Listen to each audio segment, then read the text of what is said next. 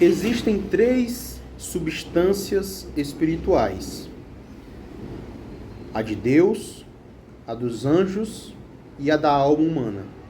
É sobre isso que nós iremos continuar falando na leitura deste livro, A Fé Explicada, onde eu estou aqui no capítulo 2, na pergunta: quem é Deus? No vídeo passado, comecei falando sobre quem é Deus, agora vou continuar. Se inscreva no canal, ative as notificações. Você está aqui no canal Apostolado Católico. Eu sou o Mártirson. Em nome do Pai, do Filho e do Espírito Santo. Amém. Veja, conhecemos três espécies de substâncias espirituais. Em primeiro lugar, a do próprio Deus, que é espírito infinitamente perfeito. Depois, a dos anjos. E por último, a das almas humanas. Nos três casos, há uma inteligência que não depende de nenhuma substância física para atuar.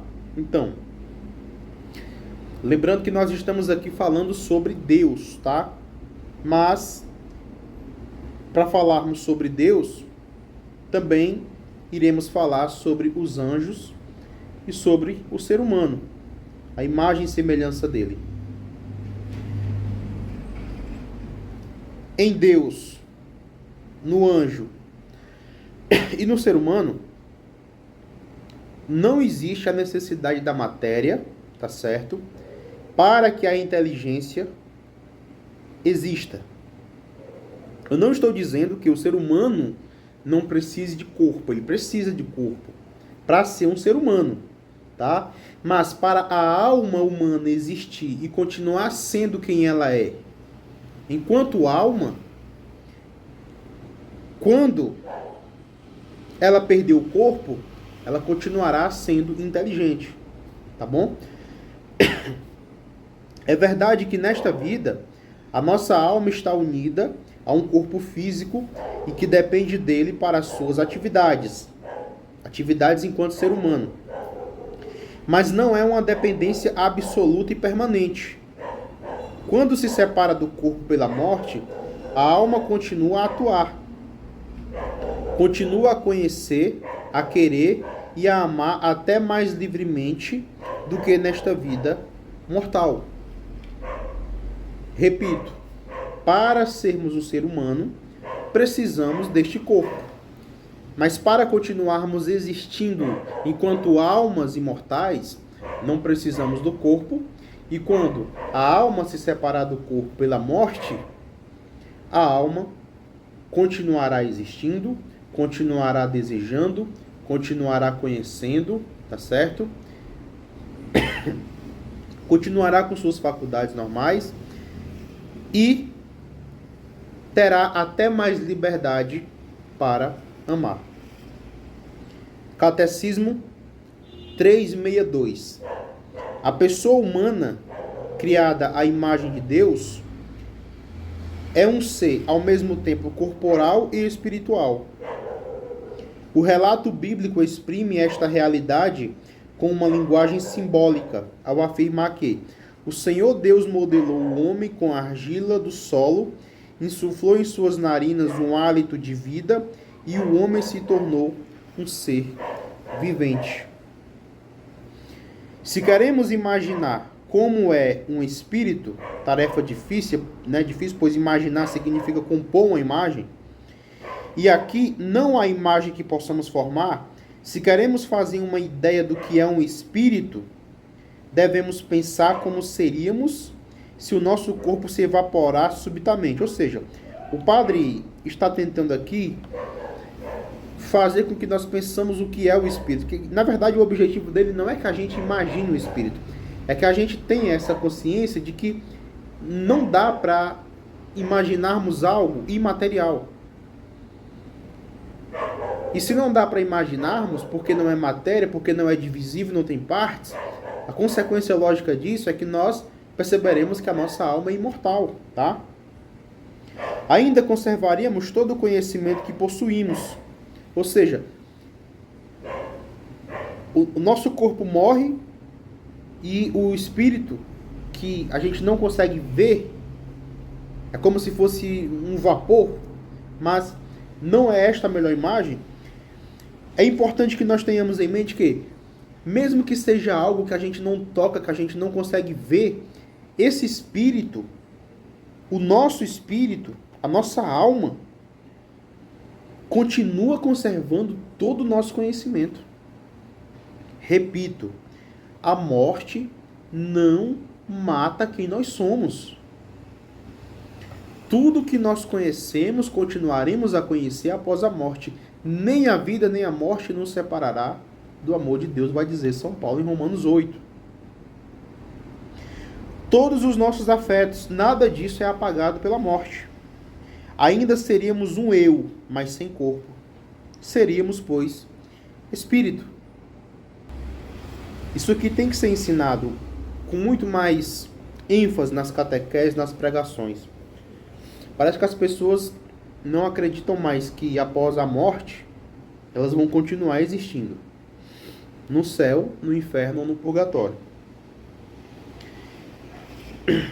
Veja, se espírito é uma palavra difícil de compreender, infinito o é ainda mais.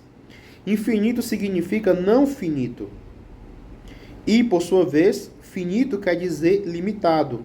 Uma coisa é limitada quando tem um limite ou capacidade que não pode ultrapassar.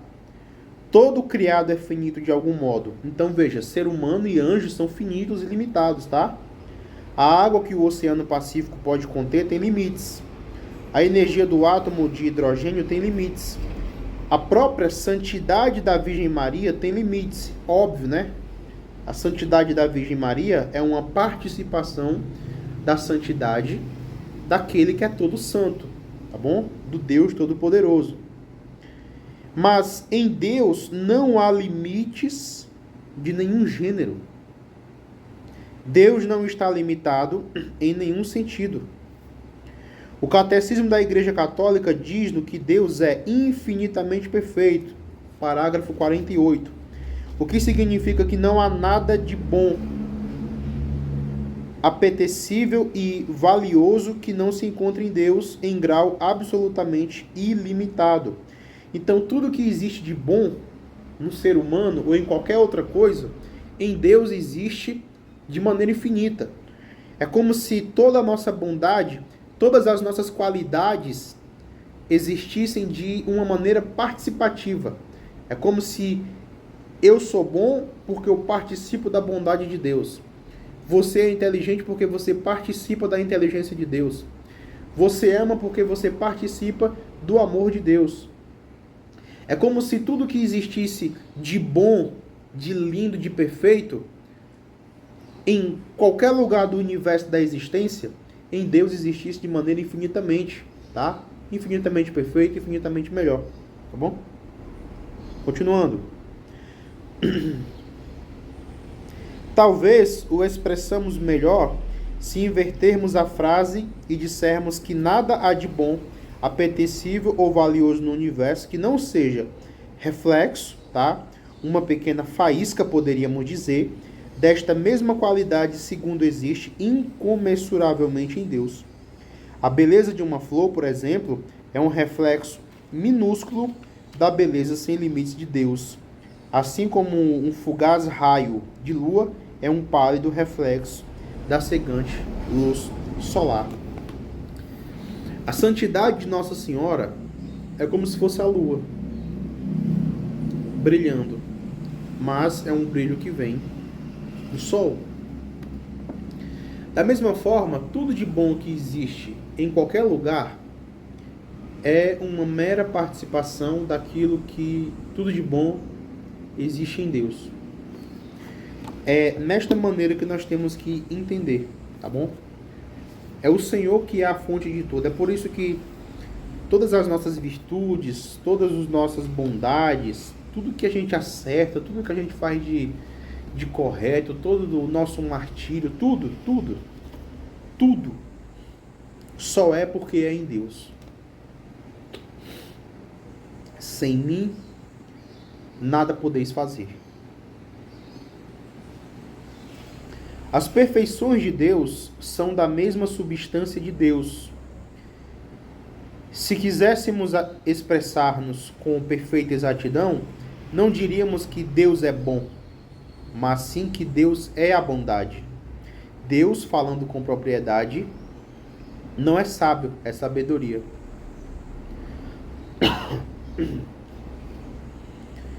Não podemos entreter-nos aqui a expor todas as maravilhosas perfeições divinas, mas, ao menos, daremos uma olhada em algumas.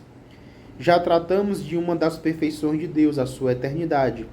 Homens e anjos podem ser qualificados de eternos, já que nunca morrerão, mas tiveram princípio e estão sujeitos a mudanças. Só Deus é eterno em sentido absoluto. Não somente não morrerá nunca, como também jamais houve um tempo em que não existisse. Ele será como sempre foi, sem mudança alguma. Então veja, existia um momento em que os seres humanos e os anjos não existiam. Nós, seres humanos e anjos, somos eternos. Eternos no sentido de que nunca morreremos. Mas somente Deus é eterno no sentido de que sempre foi. Ele sempre existiu.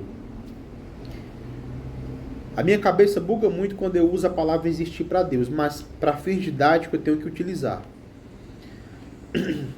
Então, somente Deus é eterno de maneira absoluta. Nós somos eternos porque nunca iremos morrer. A não ser que seres humanos e anjos podem morrer através de um ato de Deus. Se Ele quiser que a gente morra, ou seja, que a gente deixe de existir, a segunda morte, aí sim a gente deixará de existir. Mas somente se Ele quiser. É claro, Ele mesmo nos deu essa liberdade de tomarmos essa decisão durante nossa vida. É durante a minha vida, é durante a sua vida que você vai decidir se você vai cooperar com a graça de Deus ou não. Ora, aqueles que cooperarem com a graça e viverem uma vida santa, estão dizendo a Deus, olha, eu quero te amar eternamente. Eu quero conviver com você, com o Senhor, eternamente. Aqueles que optarem pelo pecado, aqueles que optarem por se apartarem de Deus, estão dizendo, olha, na eternidade, eu não quero ficar com o Senhor.